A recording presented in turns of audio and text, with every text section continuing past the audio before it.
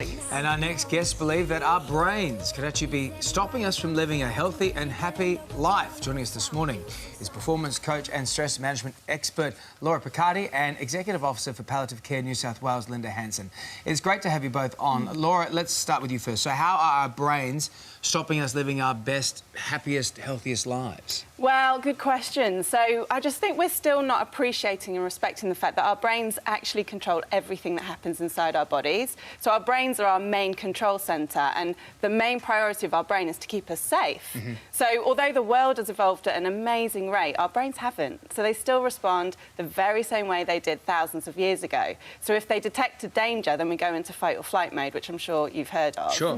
But because the brain doesn't know the difference between real and perceived dangers, it still responds the same way as, you know, when a woolly mammoth was chasing us years ago. But today our dangers are just incessant thoughts of, you know, I've got so much to do, or should I eat that chocolate or not? So we're constantly triggering this fight or flight response, but we're not using it. So that's when we end up with issues like stubborn fat, fatigue, anxiety, depression, digestive issues, and, you know, you name it. Right. Let's start with where this all started with you, because you say that you reached a very low point in your life a few years ago. What happened? So I had worked my butt off for years trying to achieve all my career goals, which for me was to open my own business. And I did that. I converted an old video store into a gym. And I got a call one Friday afternoon from my head trainer because I'd gone home early one day. And he said, "Hey, Laura, there's been a bang and there's some smoke." So, long story short, over the course of the next couple of hours, I stood and watched the whole building crumble to the ground. Oh, wow. Yeah.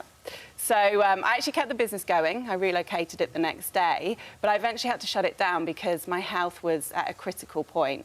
So, all the things I mentioned before, it actually started happening to me before the fire, but I was too busy to do anything about it. But by this point, it had kind of become a bit critical. So, I had to do something about it. I was adrenally fatigued. I was putting on weight inexplicably. I hadn't had a period in 2 years. It was a very low point. Linda, let me bring you in on this as well, because you've got a similar story in a way, don't you? Yeah, so I was finding that I was just I was going to the gym a lot, lifting lots of heavy weights, because you know, you're told heavy things good as you get older.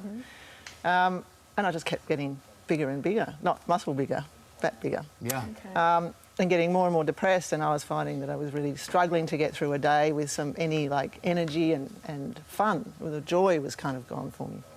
And I couldn't work out what was happening. And I met Laura and we talked about the impact that stress can have, and it became very clear to me that the stress from my life, my job, it was an important, busy job. I think it's important anyway. For palliative care, you're dealing with the end of people's lives. You know, it is stressful in certain ways. Yeah.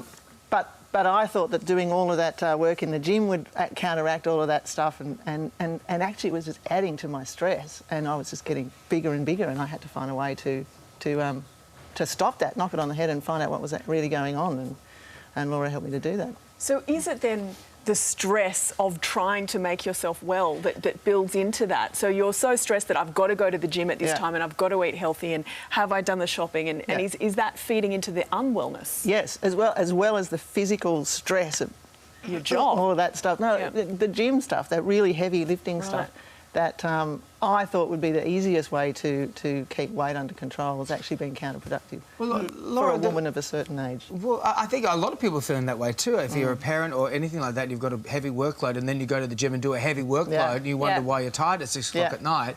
That comes into it. So, Laura, what can we do? You've developed like a stress management course, I guess, for this. Yeah, absolutely. So my whole programme, my whole ethos in life is to teach people how to be their real selves. Because the reason we're stressed all the time, remember those perceived dangers, are because we've got so many thoughts and worries constantly going round and round. Who should I be? What should I do? We're constantly comparing ourselves to each other and second-guessing what we should do and who we should be, rather than just being ourselves.